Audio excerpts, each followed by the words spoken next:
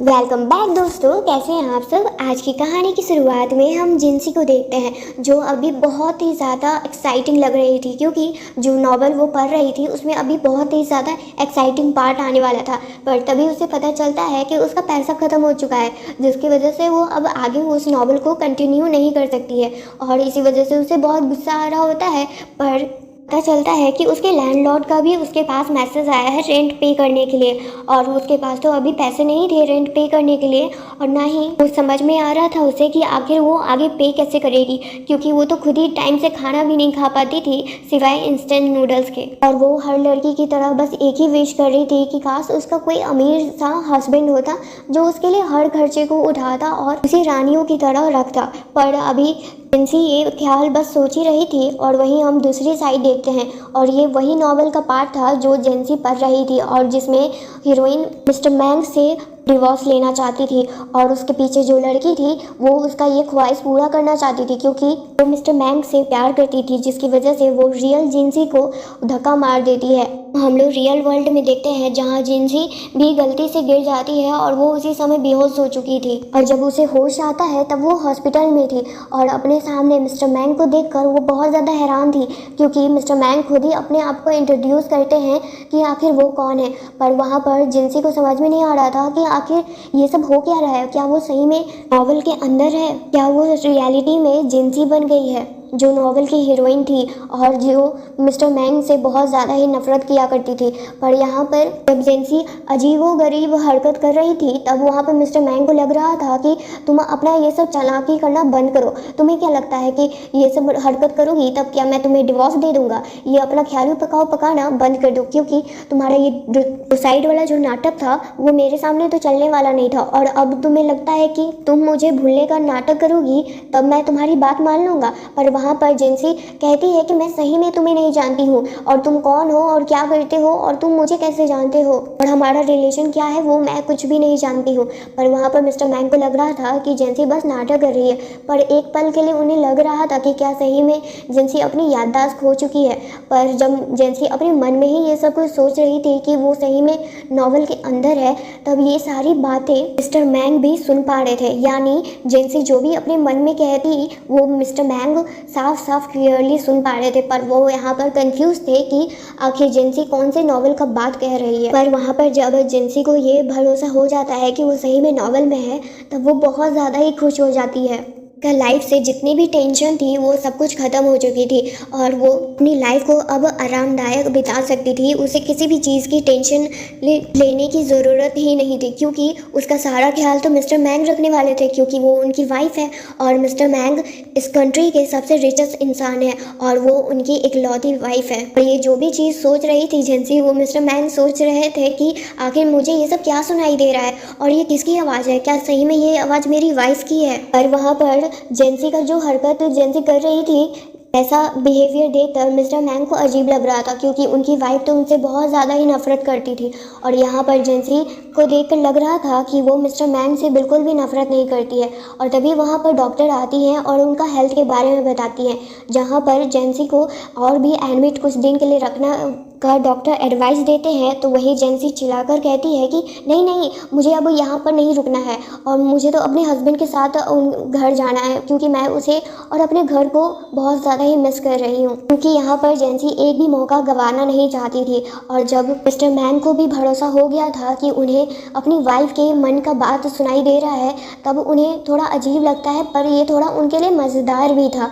और वहीं दूसरी साइड जब जेंसी रेडी होती है एक बहुत ही प्यारी सी ड्रेस में, तब उसे बहुत ज़्यादा ही अच्छा लग रहा था, क्योंकि आखिर किसे अच्छा नहीं लगेगा जब वो अपने सपनों का वो लाइफ जीना शुरू कर दे। पर वहाँ पर जेंसी के मन में बस एक ही सवाल था कि आखिर रियल जेंसी आखिर मिस्टर मैंग को क्यों नहीं प्यार करती थी। उसे हमेशा दूसरों लोगों में ही क्यों अच्छाई दिखता था, जबकि उन्हें तो कुछ पता ही नहीं था कि मिस्टर मैंग कितने अच्छे हैं और वो उनसे कितना प्यार करते हैं। क्योंकि जेंसी को तो सब कुछ पता था, क्योंकि वो नॉवल पढ़ रही थी, और अब आगे की स्टोरी में क्या होता है वो जेंसी को नहीं पता था। इसीलिए कहानी को कंटिन्यू हम लोग भी देखते हैं। जब जेंसी अंदर रेडी हो रही थी तभी मिस्टर मंक अपने पास्ट के बारे में सोच रहे थे, जहाँ पर वो अपने प्यार से शादी किए थे, यानी जेंसी से, जिससे वो बहुत ज़्यादा ही प्यार करते थे। पर वहाँ पर जेंसी बस मिस्टर मंक से शादी इसलिए की थी ताकि वो अपने फादर के मेडिकल खर्चों के लिए पैसा जोड़ सके, और वो भी सिर्फ मिस्टर मंक से शादी करने के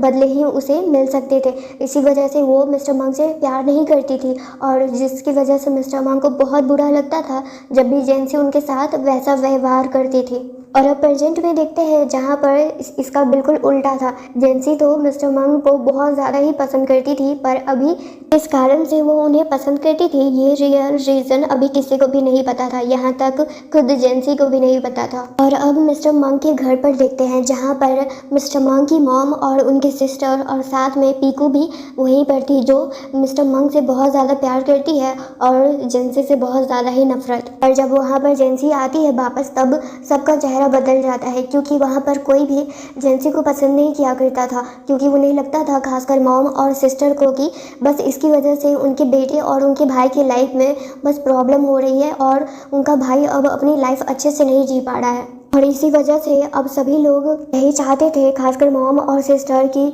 अब जब जेंसी ने का इतना बड़ा कदम उठाया था, इसी वजह से सभी लोग अब समझ चुके थे कि जेंसी मिस्टर मंक से बहुत ज़्यादा ही नफरत करती है, कि वो उनके पास अब एक पल भी रुक नहीं सकती थी। और वहीं पर पीकू, जो जेंसी को धक्का दी थी, तो अभी जेंसी के साथ अच्छे से व्यवहार कर रही थी। और यही सब देखकर वहाँ पर जेंसी को बहुत अजीब लग रहा था कि आखिर इसका नाटक करने का मतलब क्या है। मैं इसका असलियत अच्छे से जानती हूँ कि इसने क्या किया है। और यहाँ पर एक और शॉकिंग बात ये थी कि सिर्फ मिस्टर मंक ही जेंसी की मन की बात नहीं सुन सकते थे, बल्कि वहाँ पर मॉम और सिस्टर भी सुन सकते थे। और वो सब भी एक पल के लिए बहुत ज़्यादा हैरान थे, और उन्हें लग रहा था कि जेंसी खुद ही ये सब कुछ कह रही है। पर जब जेंसी से वो तीनों एक साथ पूछते हैं कि आखिर जो भी तुमने अभी कहा वो क्या सच है, पर जेंसी उनसे कहती है कि मैंने तो कुछ भी नहीं कहा। और वहाँ पर उसका साथ पीकू देती है, और पीकू भी यही बात कहती है कि हाँ, जेंसी ने तो अभी तक कुछ भी नहीं कहा है, वो तो चुप है बिल्कुल। और उन सभी को लग रहा था कि कितना अजीब बात है कि हम तीनों को एक साथ सुना ही दे रहा है।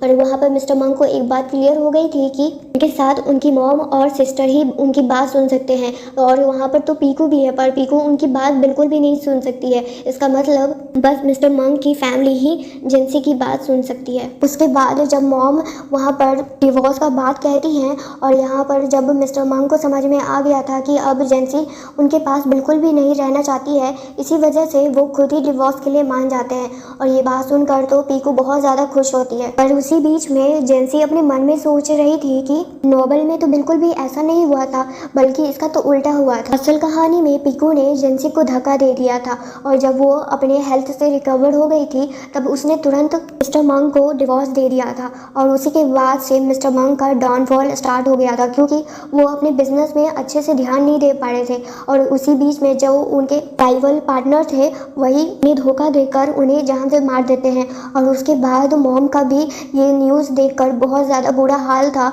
और वो भी इस दुनिया को छोड़कर चली गई थी। और अपने भाई और अपनी मॉम को इस दुनिया से उनसे दूर होते ही सिस्टर का भी हाल अच्छा नहीं था, और वो भी एकदम मेंटल हॉस्पिटल में पहुंच चुकी थी। और जब ये सारी बातें वो तीनों सुनते हैं, तब बहुत ज़्यादा हैरान थे, और साथ में सभी डर भी गए थे। और वो जेंसी से पूछते हैं कि क्या तुमने अभी जो भी कुछ कहा है वो क्या एक एक शब्द सही है। और वहाँ पर उस पल के लिए लगता है जेंसी को कि क्या सही में इन लोग मैं जो भी कुछ कह रही हूँ वो सब कुछ सुन रहे हैं क्या, ऐसा थोड़ी हो सकता है। और उसी बीच में जब वहाँ पर पीकू डिवोर्स के बारे में बोलती है, तब वहाँ पर मिस्टर मंक डिवोर्स के लिए मान जाते हैं। और वहाँ पर जेंसी चिल्लाते हुए कहती है कि यहाँ पर तुम किसी ने मेरी राय ही नहीं ली, और तुम लोग बिना ही मेरे परमिशन के मेरा डिवोर्स का बात कैसे कह सकते हो। तब वहाँ पर मॉम कहती है कि तुम ही तो डिवोर्स चाहती थी। और वहाँ पर अब जेंसी जो भी कुछ कहती है वो बोलती है कि मेरी बात आप लोग ध्यान से सुनिए, अब मैं बिल्कुल भी डिवोर्स नहीं चाहती हूँ, मैं अपने हस्बैंड मिस्टर मंक के साथ अच्छे से रहना चाहती हूँ। और जिसकी बात आप लोग कह रहे हैं यानी पीकू की, उस पर तो आप बिल्कुल भी भरोसा मत कीजिए, क्योंकि यहाँ पर ये बोल रही है कि यहाँ मैं मिस्टर मंक से बहुत ज़्यादा प्यार करती हूँ, पर यहाँ पर वो रात होते ही किसी और के साथ अपनी नाइट स्पेंड करती है। और ये इन सारी बातों को सुनकर वहाँ पर मिस्टर मंक, मॉम और सिस्टर सभी बहुत ज़्यादा हैरान होते हैं। और वहाँ उसके साथ तो पीकू बहुत ज़्यादा गुस्सा कर रही थी जेंसी पर वहाँ पर जब जेंसी बिना मतलब कि ये बात नहीं कह रही थी, उसके पास प्रूफ भी था और वो खुद पीकू के फ़ोन में प्रूफ था। और जब प्रूफ दिखाने का बारी आता है तब पीकू किसी को भी वो प्रूफ नहीं दिखाती है, जिसकी वजह से ये बात साबित हो जाती है कि जो भी जेंसी ने वो बात कही है वो सब कुछ सही है। और वहाँ पर मिस्टर मंग उसे धक्के मारकर वहाँ से निकाल देते हैं। पर वहाँ पर जाने से पहले पीकू जेंसी से कहती है कि मैं अपना बदला तुमसे लेकर रहूँगी। पर पीकू का ये बात जेंसी के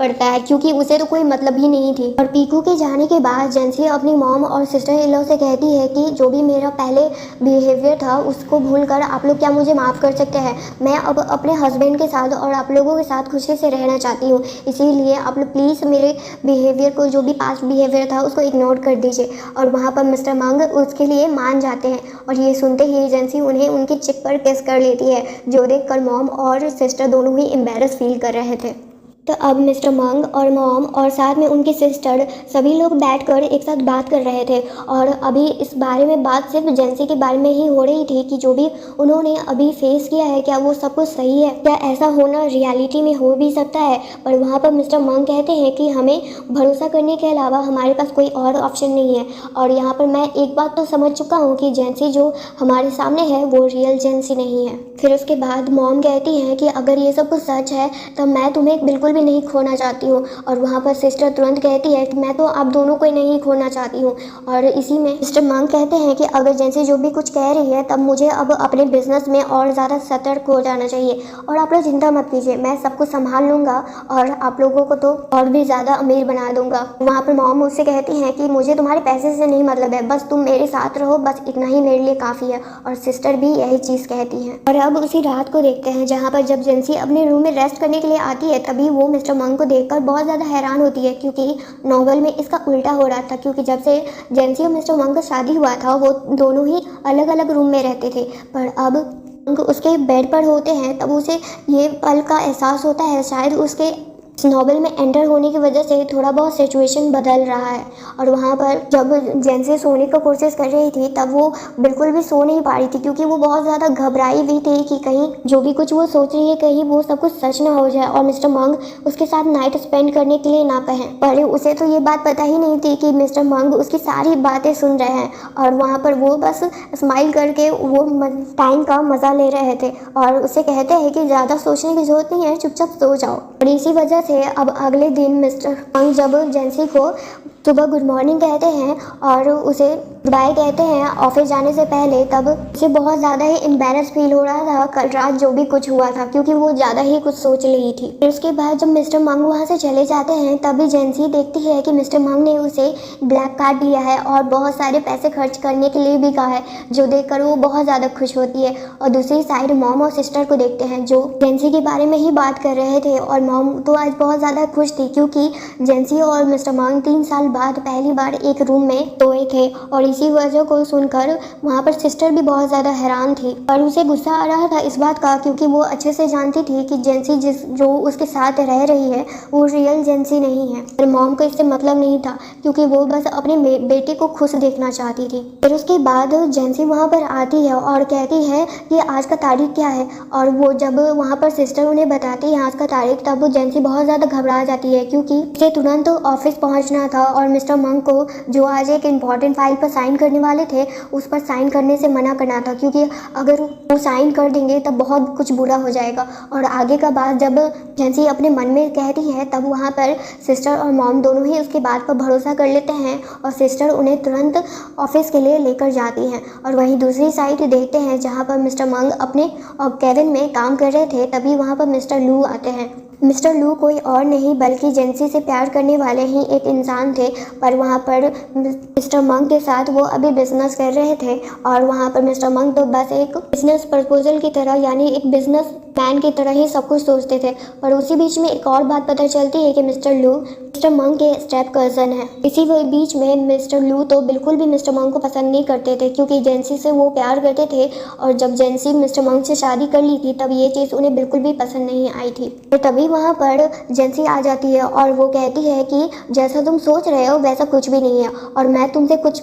कहना भी चाहती हूँ। जो तुम अपने दिमाग में ख्याली पका रहे हो कि मैं तुम्हारे साथ एक दिन चली जाऊँगी, ये ऐसा कभी नहीं हो सकता है, क्योंकि मैं अपने हस्बैंड के साथ तो बहुत ज़्यादा खुश हूँ और मैं उनसे बहुत ज़्यादा प्यार करती हूँ और उनकी जगह मेरे लाइफ में कोई और भी नहीं ले सकता है। और ये लाइन बोलकर वो बहुत ज़्यादा ही प्राउड फील कर रही थी और वहीं पर मिस्टर मंग सोच रहे थे कि जेंसी ने वो कहा है जो मैं कब से उसके मुंह से सुनना चाहता था। पर जैसे ही उन्हें पता चलता है कि ये बस एक नॉवल का लाइन बोली है अपने आप को वो प्राउड फील करने के लिए, तब उनका मूड पूरी तरह से ख़राब हो जाता है और वहीं पर उनकी सिस्टर ये चीज़ को सुनकर बहुत ज़्यादा ही हंस रही थी। जब वहाँ पर मिस्टर लू वहाँ से चले जाते हैं तब जेंसी उनसे कहती है कि जो आज आप जिस फाइल पर साइन करने वाले थे, यानी आप जिसको हायर करने वाले थे, उसको मत कीजिए, नहीं तो आपके कंपनी के लिए बहुत ज़्यादा ही नुकसानदायक हो सकता है। और पर कहाँ पर जेंसी ये बात सोच रही थी कि आखिर मैं मिस्टर मंग को भरोसा कैसे दिलाऊं, वो तो मेरे बात पर भरोसा ही नहीं करेंगे। पर वहाँ पर जो भी चीज़ जेंसी अपने मन में कह रही थी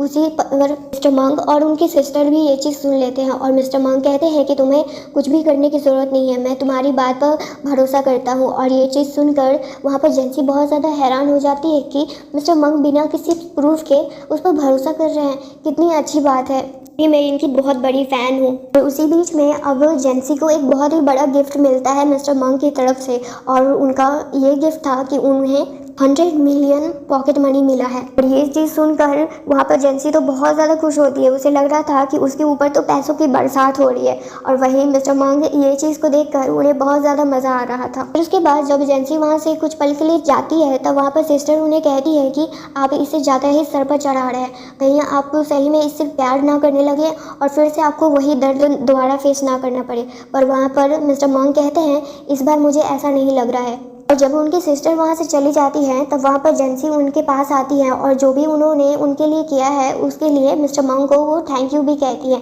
जिस पर मिस्टर मंग कहते हैं कि तुम खुश हो तो मैं भी खुश हूँ। और अब उसी रात को देखते हैं जहाँ पर मिस्टर मंग के 3 दोस्त एक क्लब में बैठे हुए थे और वहीं पर वो अपने सिस्टर इन लॉ के बारे में बात कर रहे थे और कि कैसे मिस्टर मंग जेंसी से इतना ज़्यादा प्यार करते हैं पर जेंसी बिल्कुल भी उनसे प्यार नहीं करती है, जबकि उनके शादी को 3 साल हो चुके हैं। पर उन्हीं में से एक दोस्त कहता है कि मैं क्या पता नहीं है जेंसी आजकल अलग बिहेवियर में है, क्योंकि वो ऐसा लग रहा है उसे देखकर कि वो मिस्टर मंग से बहुत ज़्यादा ही प्यार करती है। और वहीं पर अब उनके दोस्तों को लगता है कि शायद अब सब कुछ ठीक होने वाला है और तभी वहाँ पर मिस्टर मंग और जेंसी आते हैं और उन दोनों से मिलकर वो तीनों दोस्त बहुत ज़्यादा खुश थे। और उसी बीच में जेंसी को वो तीनों बहुत बड़ा बड़ा गिफ्ट भी देते हैं, जो गिफ्ट देखकर बहुत ज़्यादा जेंसी खुश होती है और वो गिफ्ट बस उनके तरफ से अपनी सिस्टर इन लॉ के लिए था। और जब भी मिस्टर मंग जेंसी को पैसों के पीछे इतना पागल देखते हैं तब उन्हें बुरा नहीं लगता है, उन्हें तो बस ये देखकर बहुत ज़्यादा ही बचकाना फील हो रहा था और उन्हें जेंसी को वैसा बिहेवियर में देखकर उन्हें बस मज़ा ही आ रहा था। से उसी रात को उन दोनों के बीच में वो नाइट खूबसूरत रात बिता लेते हैं वो दोनों एक दूसरे के साथ। जब और अगले दिन जब जेंसी उठती है तब वो बहुत ज़्यादा एम्बैरस फील कर रही थी, क्योंकि उसे लग रहा था कि एक पल में ही ऐसा कैसे हो गया, क्योंकि वो तो सिर्फ अपना इस लाइफ में पैसा बनाने के लिए आई थी, नहीं वो अपने आप को समझाती है कि उसे रोमांटिक फील करने की ज़रूरत नहीं है, वो लव स्टोरी बनाने नहीं आई है यहाँ पर जब तभी वहाँ पर मिस्टर मंग उसका जब केयर कर रहे थे, उसके लिए ब्रेकफास्ट बनाते हैं तब उसे बहुत ज़्यादा अच्छा लगता है और वो मिस्टर मंग को बिना प्यार किए अब रह ही नहीं पा रही थी। और उसी बीच में जब वहाँ पर ब्रेकफास्ट टाइम में जब सभी लोग एक दूसरे के साथ बैठकर ब्रेकफास्ट कर रहे थे तब वो खूबसूरत पल को जी कर जेंसी को बहुत ज़्यादा अच्छा लगता है, क्योंकि उनकी एक प्यारी सी मदर इन लॉ है और एक प्यारी सी सिस्टर इन लॉ, और जो इंसान उनसे सबसे ज़्यादा प्यार करते हैं यानी उनके हस्बैंड मिस्टर मंग, वो उन सभी के साथ अपनी खूबसूरत पल को जी कर उसे बहुत ज़्यादा ही अच्छा लग रहा था। और इसी तरह से अब जेंसी और मिस्टर मंग एक दूसरे के साथ अच्छा टाइम बिता रहे थे। और उसी बीच में अब जेंसी तो इस पल का भी डर लग रहा था कि कहीं अगर मिस्टर मंग को ये बात पता चल गई कि वो रियल जेंसी नहीं है और वो एक दूसरे दुनिया से आई है, तो क्या वो सही में इतना प्यार करेंगे जितना अभी वो उनसे प्यार करते हैं। पर वहाँ पर मिस्टर मंग इनडायरेक्टली जेंसी को कहते हैं कि हाँ मैं उतना ही प्यार करूँगा तुमसे। पर उस पल तो जेंसी ये बात समझ नहीं पाती है, पर वहीं दूर खड़ा